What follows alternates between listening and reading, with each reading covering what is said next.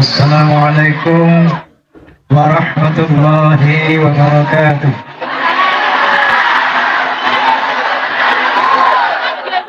Bismillahirrahmanirrahim.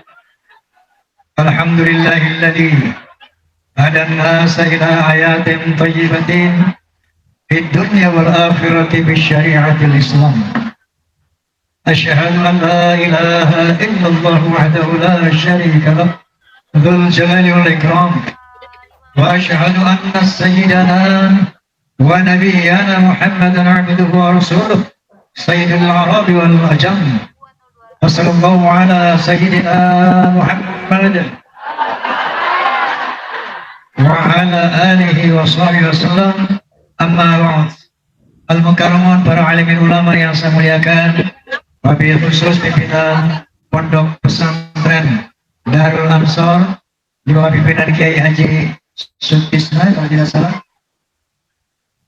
dan para kiai lain yang mohon maaf tidak saya sebutkan satu persatu, juga Gus Abbas yang insya Allah dalam perjalanan, bapak-bapak pejabat sipil TNI maupun Polri yang saya hormati, juga Fahmi Tamami, Forum Silaturahmi Takmir Masjid dan Musola Indonesia, PAMDI, Persatuan Artis Musik Melayu Dangdut Indonesia. Saya mau tanya, di sini ada fans Roma nggak? Alhamdulillah. Ada fans Soneta nggak? Alhamdulillah. Fans Roma and Soneta kalau disingkat Forza. Apa? Forza ada dua kelompok, struktural, non struktural. Yang struktural berseragam dan terikat dengan aturan organisasi, melaksanakan 4B, beriman, bertakwa, berakhlakul karimah, dan berkualitas. Walaupun yang non struktural Roma and Soneta, maka itu namanya Forza. Paham? Paham? Kalau saya bilang Forza, tolong jawab keren, bisa? Forza! Forza! Sekian lama engkau menunggu untuk kedatanganku. Betul?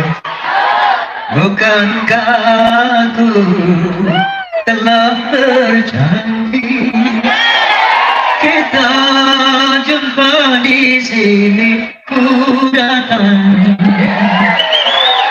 kini ku datang padamu, senyumlah, sambutlah tanganku. Allahumma sholli ala Muhammad. Hadirin hadirat, qala ta'ala, a'udzu billahi minasyaitonir rajim.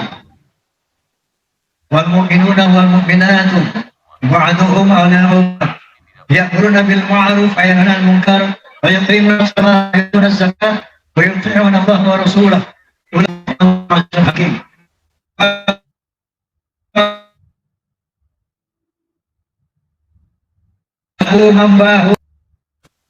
Laki-laki mukmin, perempuan mukminat, kata Allah Subhanahu wa taala, harus bahu-bahu membahu, tolong menolong. Dalam rangka apa? Menegakkan amar ma'ruf wa nahi munkar, menegakkan salat, bayar zakat, dan mentaati Allah Subhanahu wa taala. Sanggup? Sanggup? Insyaallah, amin. Memperingati Maulid Nabi tak lain dan tak bukan dalam rangka mempertajam, memperdalam pengenalan kita terhadap sosok beliau sallallahu alaihi wasallam, sehingga muncullah kekaguman kita. Kalau sudah kagum kepada Nabi, muncullah cinta kita. Kalau sudah cinta kepada Nabi, maka muncullah ketaatan kepada beliau sallallahu alaihi wasallam. Oleh karena itu Allah Subhanahu wa taala berfirman, a'udzubillahi minasyaitonir rajim, bismillahirrahmanirrahim. Wa ma ataakumur rasulu fakhuduhu wa ma nahakum anhu fantahu. Apa yang diperintah oleh Nabi, laksanakan, dan apa yang dilarang oleh Nabi, tinggalkan. Sanggup? Amin. Allah Ta'ala ya, "Qul in kuntum tuhibbunallah fattabi'uni yuhibbukumullah wa yaghfir lakum dzunubakum wallahu ghafurur rahim." Shadaqallahul azim. Katakan ya Muhammad kepada manusia, kalau kamu cinta kepada Allah, maka Allah akan, maka taatlah kepadaku. Kalau kamu taat kepada Muhammad, maka Allah akan mencintai kamu dan akan mengampuni dosa-dosamu.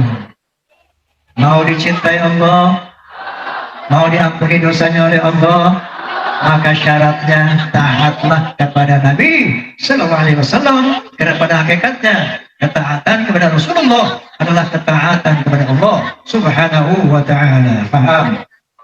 Oleh karena itu, izinkan saya mengupas biografi singkat beliau. Beliau adalah Muhammad bin Abdullah bin Abdul Muttalib bin Hashim bin Abdi Manaf bin Qusay bin Hakim bin Murrah bin Ka'ab bin Lu'ay bin Ghalib bin Malik bin An-Nadar bin Kinanah bin Khuzaimah bin Mudrikah bin Ilyas bin Mudar bin Nizar bin Ma'ad bin Adnan. Selanjutnya nasab beliau tersambung kepada Nabi Ismail alaihissalam bin Ibrahim alaihissalam, terkonfirmasi haplogrupnya J1. Paham? Beliau dilahirkan di kota pada hari kedua hafal ya deh. Dilahirkan pada hari, tanggalnya, bulannya, tahunnya, tahun apa? Tahun gajah, bukan tahun macan. Kenapa dikatakan Rasulullah Sallallahu Alaihi Wasallam lahir pada tahun gajah? Karena ketika beliau Sallallahu Alaihi Wasallam dilahirkan di muka bumi ini, terjadi penyerangan tentara gajah oleh Raja Abraha dari Yaman. Dari mana?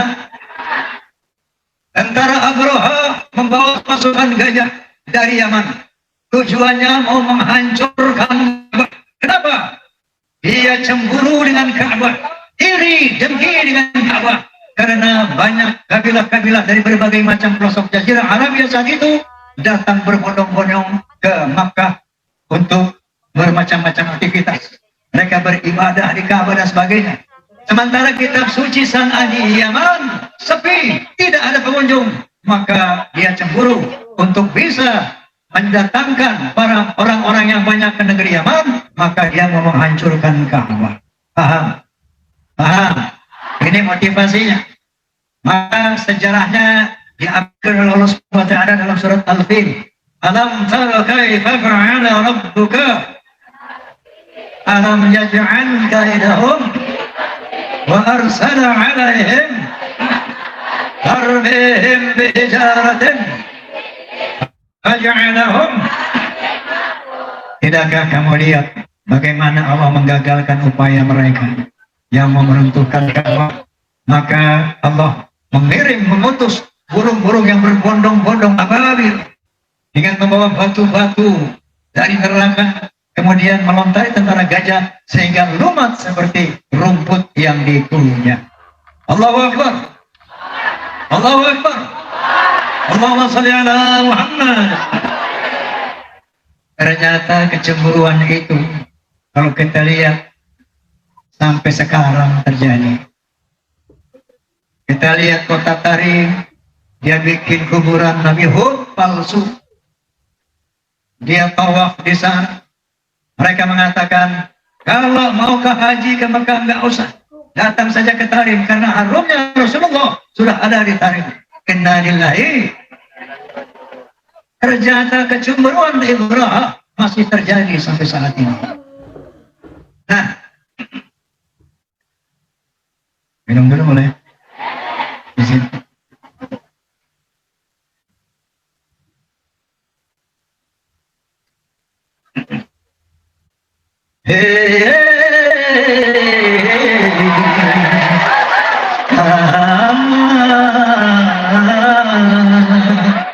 Ada suara habis minum tadi.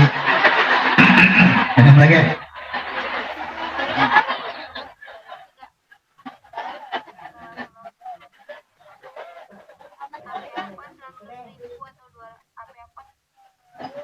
Di antara antara 124.000 nabi, ada 313 rasul.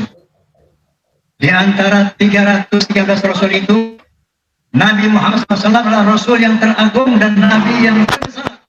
Kenapa? Paling tidak dengan beberapa alasan. Yang pertama alasannya adalah karena teritorial dakwah beliau tidak sama dengan teritorial dakwah para pendahulunya. Kalau nabi pendahulu beliau hanya diutus oleh Allah Subhanahu wa taala untuk bangsanya masing-masing, bersifat lokal kedaerahan. Contoh, Nabi Lut alaihissalam diutus oleh Allah Subhanahu wa taala untuk bangsanya itu bangsa Sadum. Nabi Hud alaihissalam hanya diutus oleh Allah Subhanahu wa taala untuk bangsa itu bangsa Ad. Nabi Saleh alaihissalam hanya diutus untuk bangsa Thamud. Begitu juga Nabi Isa alaihissalam yang dikenal di dunia internasional dengan nama Yesus Kristus juga hanya diutus untuk bangsa Israel saja. Sebagaimana firman Allah Subhanahu wa taala, "Wa rasulan ila bani Israil," sebagai rasul untuk Bani Israel. Lain dengan Nabi kita Muhammad sallallahu alaihi wasallam. Beliau tidak diutus untuk bangsa Arab saja, tapi beliau diutus untuk seluruh bangsa-bangsa di dunia, untuk seluruh manusia di dunia, termasuk buat orang mana ini? Aku Haji Alhamdulillah. Karena misi beliau berskala internasional, maka beliau dibekali dengan kitab yang sempurna, holistik, komprehensif, lengkap, menyeluruh, yaitu Al-Quranul Karim. Allah Subhanahu wa taala, "Al-yawma akmaltu lakum dinakum." Hari ini aku sempurnakan agamamu. Wa qala ta'ala aidan, "Ma faratna fil kitabi min syai'." Tidak ada yang aku tinggalkan dalam Al-Quranul Karim. Seluruh aspek kehidupan manusia ada petunjuknya dalam Al-Quranul Karim. Sampai-sampai seorang profesor dari Amerika, seorang sosiolog bernama Profesor Dr. Arnold Toynbee, setelah mempelajari Al-Quran mendapat hidayah. Kemudian beliau berkomentar, "Islam is not only religion, but it's also a way of life and a whole civilization." Islam ternyata bukan sekedar agama, tapi way of life, bimbingan hidup, and a whole civilization, dan sebuah peradaban yang lengkap. Allahu Akbar. Allahumma sholli ala Muhammad. Oleh karena itu Allah Subhanahu wa taala berfirman, "Walladzi arsala rasulahu bil huda wa dinil haqq liyuzhiru 'ala ad-din kullih walau karihal musyrikun." Shadaqallahul 'azim. Dialah yang mengutus rasulnya dengan membawa Al-Quranul Karim dan dinul haq dan agama yang lurus untuk mengungguli semua agama di muka bumi, walau karihal musyrikun, walaupun orang-orang musyrik menjadi membencinya. Allahu Akbar. Allahumma shalli ala Muhammad. Inilah Nabi yang malam ini kita peringati hari lahirnya. Ya, untuk apa? Untuk kita taati, kita cintai. Amin. Muhammad. Jangan malu-maluin. Masya Allah, inilah Rasul kita. Cuman sayangnya kalau yang memalsukan nasab sih bukan baru sekarang, Pak. Dari zaman Nabi sendiri yang ngaku-ngaku turunan Nabi banyak. Dari zaman Rasul, bahkan ya, Nabi palsu pun ada. Siapa namanya? Saya nama Al-Kadzdzab. Itu Nabi palsu aja ada, apalagi turunan palsu. Betul? Betul? Dulu ada Musailimah Al-Kadzdzab, Nabi palsu. Di Jakarta juga ada Nabi palsu di Bogor, Pak. Siapa yang namanya?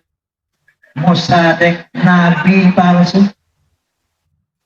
Jadi Nabi aja ada yang palsu, apakah lagi keturunannya? Betul? Nah, nanti untuk hal ini Gus Abbas akan lebih jelas menjelaskan. Yang pasti saya mau cerita dulu. Mulai cerita Kiai. Ini pengalaman pribadi. Kira-kira ketika umur saya 20 tahun. Itu berapa puluh tahun yang lalu itu. Sekarang umur saya udah 38 nih. Salah. Umur saya udah 78 sekarang.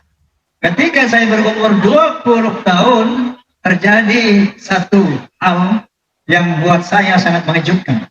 Saat itu saya pemuda masjid ya. Maka ketika saya sedang mengadakan maulid kali ini di Masjid Ar-Rahmah, Tempat Timur, Jakarta Selatan. Kalau nggak percaya, datang ke sana. Masjid Ar-Rahmah, Tempat Timur, Jakarta Selatan. Tanya, dulu Bang Haji masih kecil suka main di sini apa enggak? Bisa sudah meninggal semua ya. Nah ketika itu ada acara tausiah. Seorang Pak Alawi Habib ceramah lebih dulu, setelah itu baru saya. Surga Rasulullah SAW. Ini saya kaget-kaget dengarnya. Oh selama ini di dalam pelajaran yang saya baca tentang Islam nggak ada tuh durian Nabi pasti masuk surga. Begitu saya giliran saya naik, saya counter nih Habib. Bib alaku ada koreksi antum. Itu ente bilang tadi turunan Nabi pasti masuk surga. Mana dalilnya? Ada nggak nas Qur'annya? Ada nggak hadisnya? Setahu saya, qala ta'ala a'udzu billahi minasyaitonir rajim. Bismillahirrahmanirrahim. Ya ayuhan nas, inna khalaqnakum min dzakarin wa untha wa ja'alnakum syu'uban wa qabaila lita'arafu. Inna akramakum 'indallahi atqakum. Yang artinya, hai manusia, sesungguhnya aku telah menciptakan dari mana bangsamu, bukan dari mana nasab, dari mana bangsamu, bukan dari mana nasabmu, tetapi tegaskan lagi, la fadla li arabiyyin ala ajalin illa bi taqwa. Tidak ada kelebihan bangsa Arab dari yang bukan Arab kecuali takwa. Dari yang Arab aja nggak ada apalagi dari Yaman. Paham? Paham? Wa qala Nabi SAW, kalau mereka mengatakan bahwa Pak Alawi ini ahli syurga, Nabi SAW bersabda, al-jannatu lil muttaqina walau kana 'abdan habasyian wan naru lil 'asina walau kana sayyidan quraisyan hashimiyan. Syurga itu buat orang yang bertakwa walaupun dia dari budak bangsa Hashim. Contohnya Bilal bin Rabah. Betul? Betul? Wan naru lil 'asina walau kana sayyidan quraisyan hashimiyan. Dan neraka untuk orang-orang yang ahli maksiat walaupun dia bangsa Sayyid, Bani Quraisy atau Bani Hashim. Paham? Paham? Lebih jelas lagi Nabi menyatakan, "Lau anna Fatimah bint Muhammadin sarqat laqata'tu yadaha." Seandainya Fatimah anak kandungku mencuri, aku potong tangannya. Masya Allah, inilah Al-Quran, inilah Al-Islam, agama yang lurus, agama yang adil. Anak Nabi aja masuk neraka. Nabi siapa? Nabi itu anaknya masuk neraka. Bapaknya Nabi aja masuk neraka. Bapak siapa? Nabi Ibrahim Azar. Istri Nabi masuk neraka. Istri Nabi Lut alaihi salam. Pamannya Nabi masuk neraka. Pamannya Nabi Muhammad sallallahu alaihi wasallam, Abu Lahab. Paham? Paham? Jadi tidak ada keutamaan nasab di sisi Allah pada hari akhirat kecuali takwa Allah, takwa kepada Allah Subhanahu wa taala. Wa qala ta'ala ayatan, yarfa'illahu alladhina amanu minkum walladhina utul ilma darajat. Akan diangkat derajat orang yang berilmu dan berilmu. Inilah ketinggian derajat manusia. Satu takwa, dua iman dan ilmu, bukan nasab. Paham? Paham? Boleh minum dulu?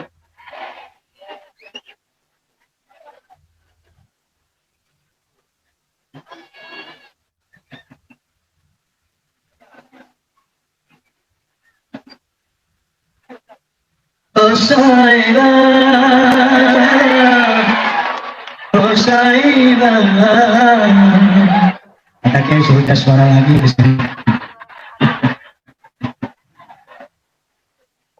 Ya, saya lupa menyapa Banser tadi, Ansor yang ganteng-ganteng, Masya Allah. Masya Allah. Besoknya saya dipanggil oleh seorang habib sepuh. Ya, dipanggil saya. Komang, kamu ngomong apa semalam di masjid?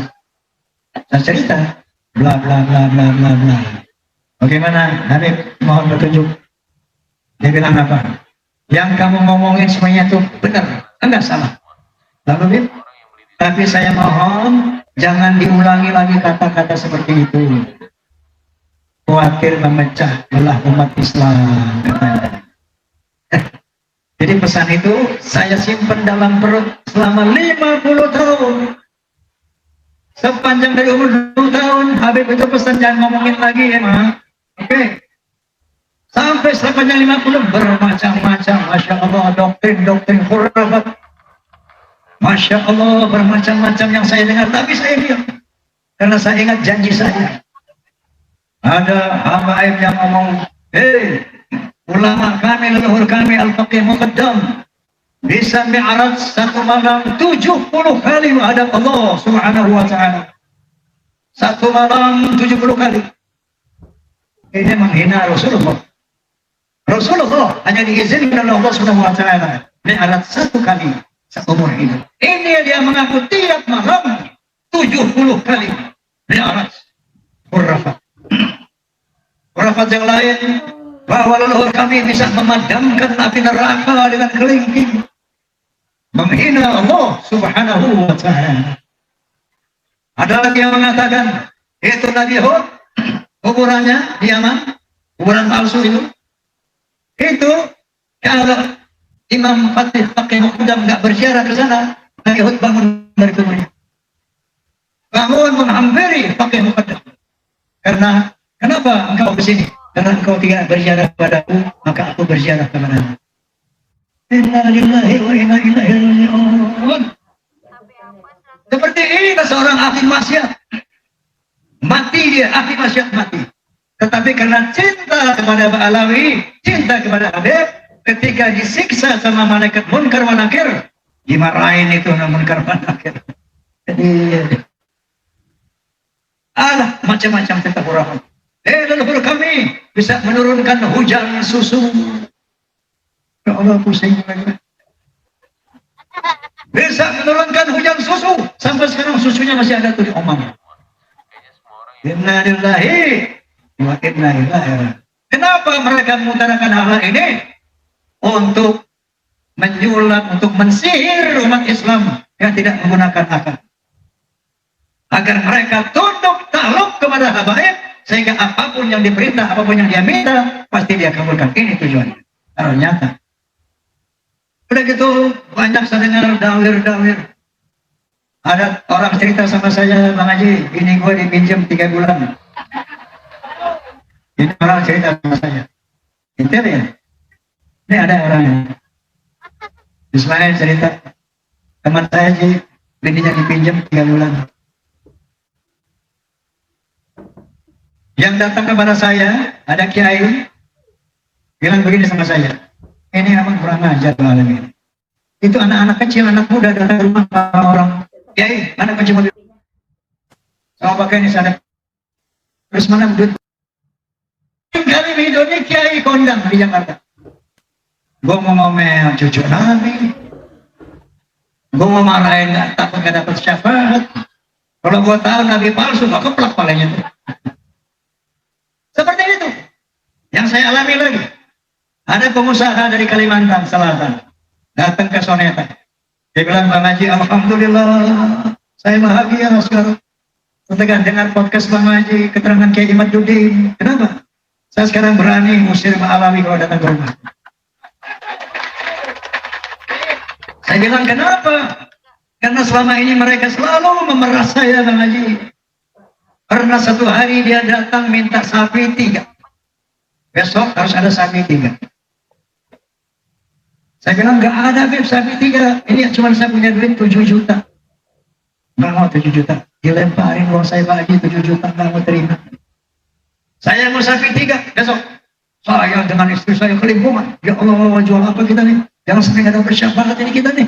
Ini cucu Nabi yang minta nih.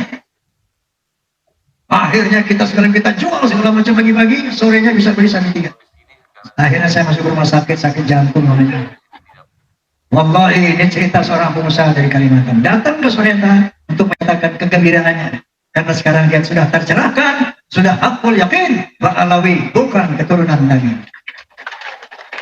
Allahumma shalli ala Muhammad. Oke, selanjutnya, kenapa hal ini harus kita perhatikan?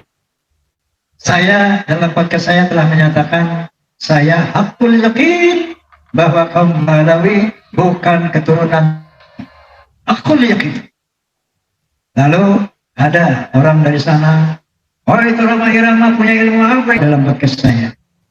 Analogi, saya percaya kepada Allah Subhanahu Wa Taala, beriman kepada Allah Subhanahu Wa Taala dengan dua cara, dua hal. Pertama, ayat kauliyah Al-Quranul Karim.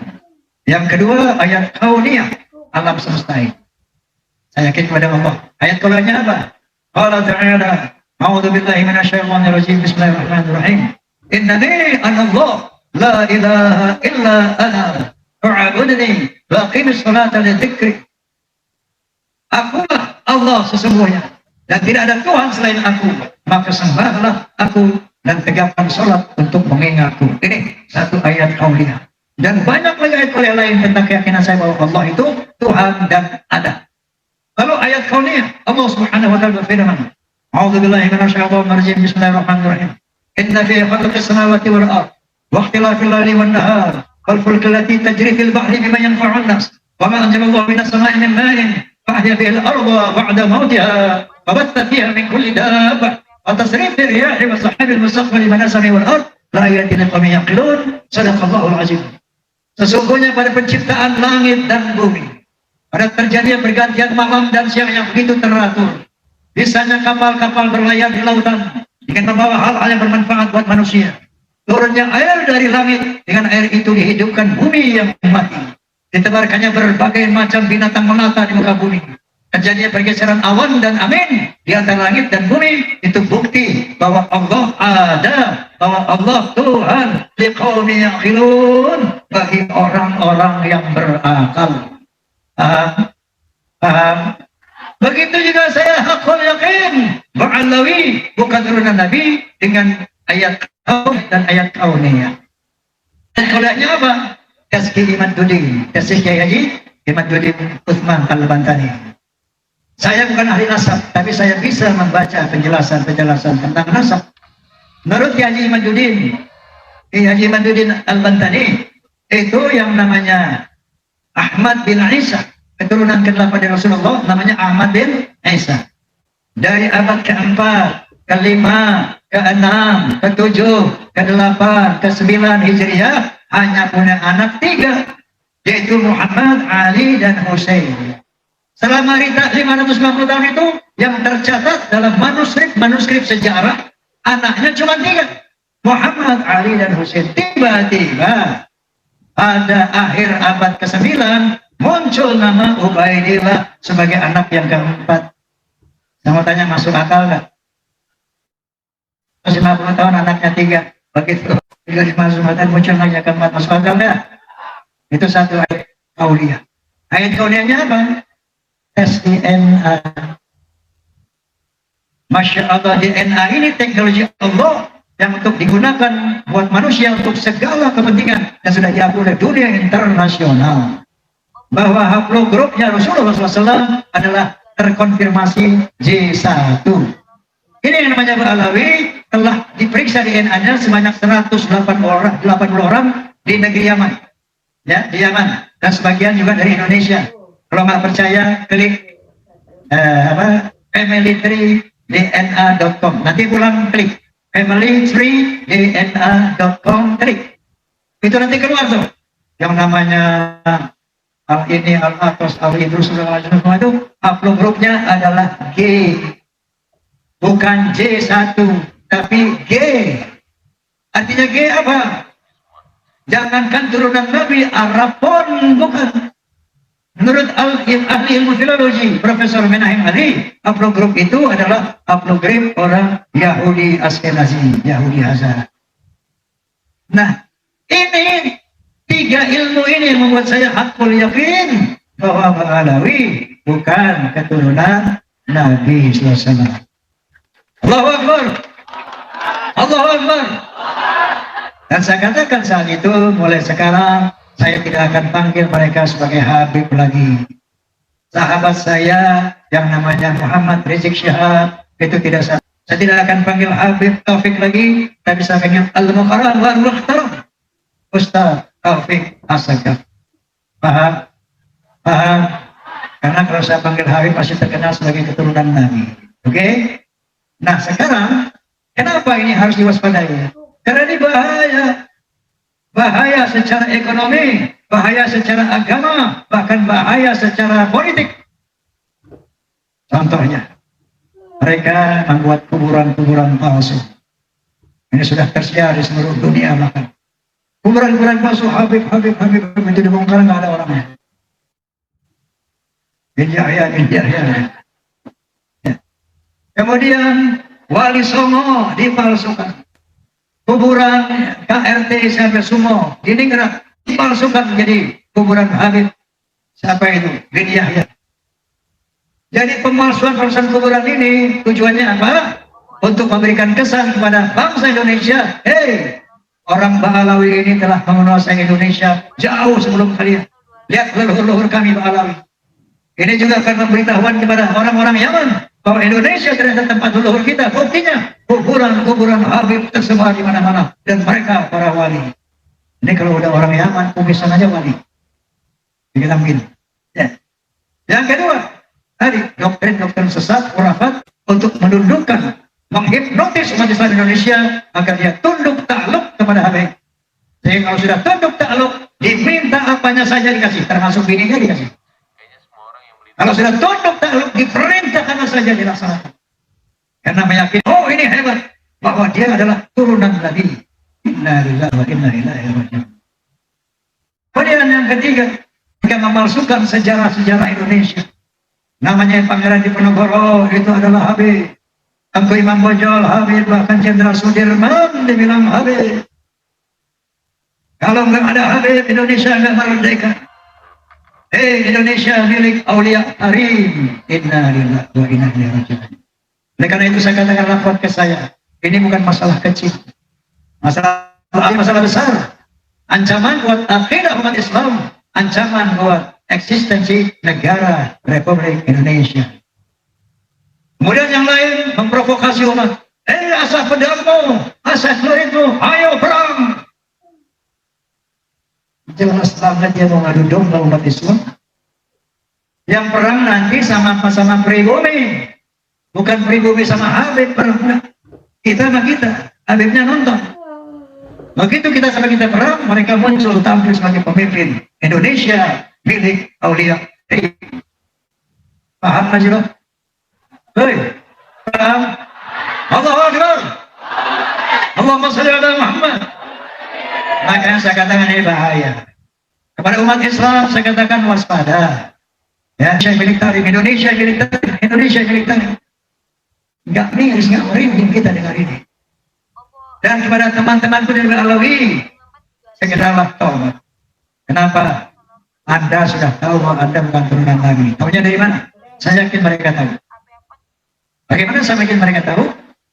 Karena sebelum ada polemik nasab yang namanya Ustaz Muhammad Rizik Syihab dengan lantang berkata di YouTube, ini ada rambut Nabi. Siapa yang ngaku-ngaku turunan Nabi, ayo tes DNA. Muhammad Rizik Syihab mengatakan itu. Siapa yang ngaku turunan Nabi, tes DNA. Nanti ketahuan itu, kalau Nabi palsu ketahuan. DNA Nabi kemana, dia kemana. Itu sebelum terjadi polemik nasab. Begitu terjadi polemik nasab, dia mau tes DNA. Dia mau tes DNA. Dia mau apa tidak ada tes DNA? Enggak mau. Artinya apa? Dia sudah tahu dirinya. Nah, oleh kita saya himbau. Tujuan kita hidupnya apa sih? Ya, untuk apa? Fokus kita mencari di dunia hasanah, wafil akhirati hasanah. Kita ingin bahagia di dunia, bahagia di akhirat, masuk surga. Tapi kalau kita mengkhianati Rasulullah, apa kata Nabi? Man da'ina li abi fa huwa ila man da'ina abi al-jannatu haram. Barang siapa yang ngaku-ngaku kepada seorang ayah padahal dia tahu itu bukan ayahnya, maka surga haram. Apalagi ngaku-ngaku turunan Nabi, dia bukan turunan Nabi. Masya Allah, surga haram. Apatah lagi Allah Subhanahu wa taala berfirman, "Wala takunu kalladzina tafarraqu wa ikhtalafu min ba'di ma ja'ahumul bayyinah wa ulaika lahum 'adzabun 'adzim." Janganlah kalian menjadi orang yang suka bertengkar dan berpecah belah setelah datang penjelasan yang nyata kepada kalian. dan mereka ketimpakan dengan azab yang pedih. Ini Masya Allah, untuk apa dipertahankan? Kalau memang kita sudah tahu, oh saya bukan turun Nabi, oke. Kemudian mari kita rekat ukhuwah Islamiyah secara setara, secara sederajat. Nggak ada lagi tuan dan budak, nggak ada lagi kelas-kelas dalam Islam. Islam itu egaliter. Yang membedakan kita ilmu, takwa, dan iman. Itu orang yang mulia, bukan nasab. Paham? Ayo para habaib, mari kita bertobat. Kita kumpul lagi bersatu sebagai anak bangsa. Ya, tegakkan ukhuwah Islamiyah dalam kesetaraan. Baik, siapa sudah datang ya? Hah? Di jalan. Di jalan apa di mobil?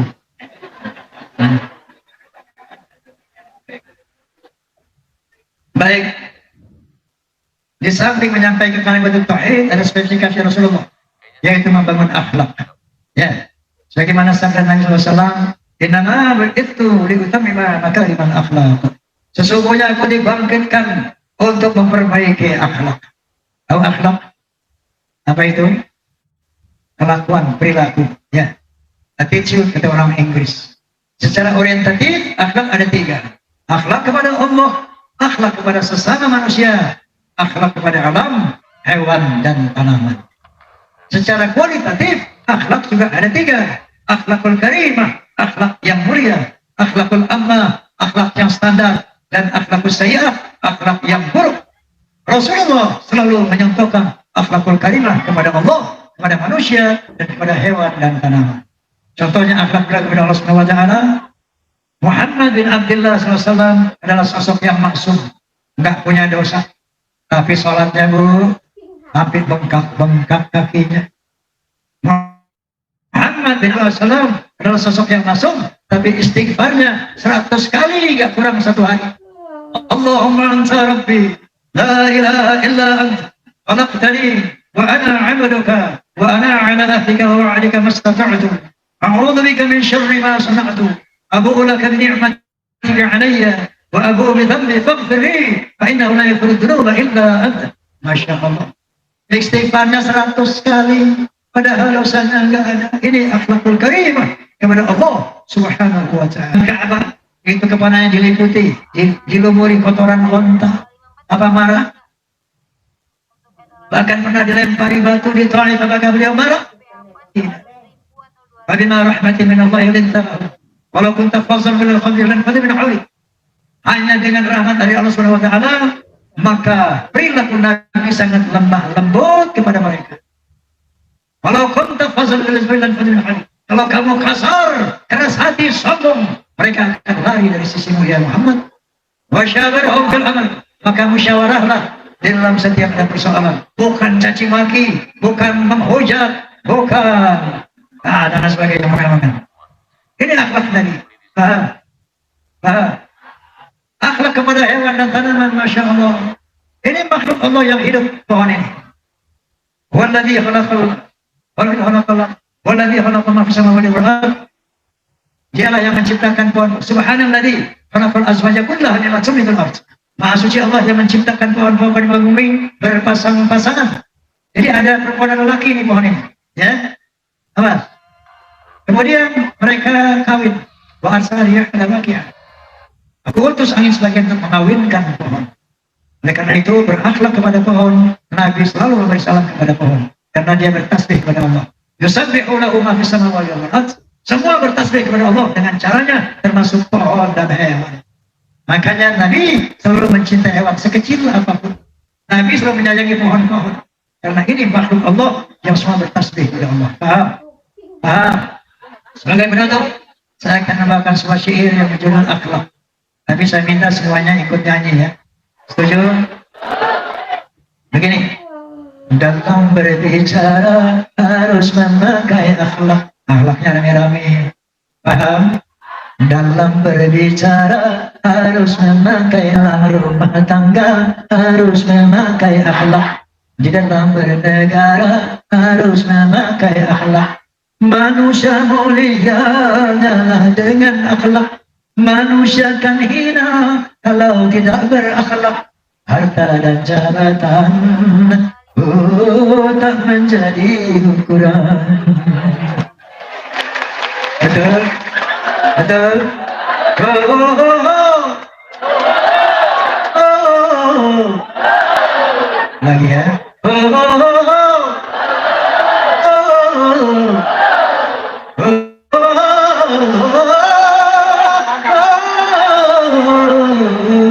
Coba.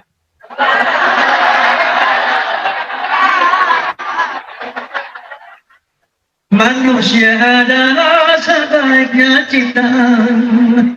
Akhlak membedakan manusia dan hewan. Karena hewan tidak punya keimanan dan tak punya pemikiran.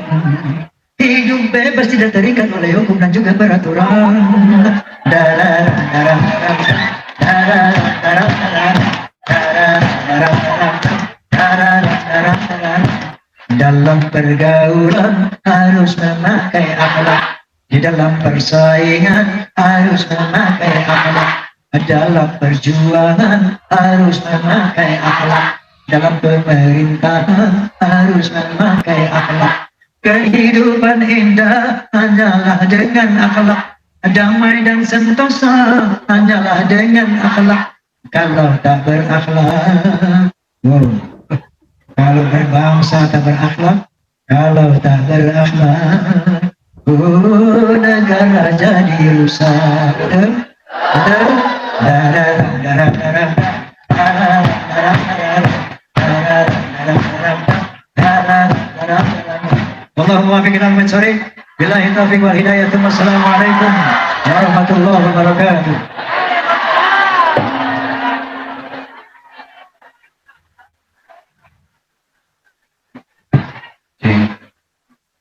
Itulah tadi ceramah dari Bang Haji Rhoma Irama yang sangat luar biasa dan penuh makna. Banyak sekali petua-petua yang diberikan oleh Bang Haji Rhoma Irama. Semoga menjadi pencerahan bagi kita semua akan pengetahuan tentang nasab Alawi dan menyadarkan kita akan bahayanya Habib-habib yang mengaku bahwa mereka dzurriyyah Rasulullah SAW. Bagaimana menurut pendapat teman-teman semua? Silahkan lanjut di kolom komentar. Terima kasih sudah selalu support Arman Al-Fatih dan terus support Arman Al-Fatih agar bisa memberikan persembahan yang bermanfaat kepada teman-teman semua. Sampai jumpa di video selanjutnya. Akhirul kalam, wabillahi taufiq wal hidayah wal ridha wal inayah. Wassalamualaikum warahmatullahi wabarakatuh.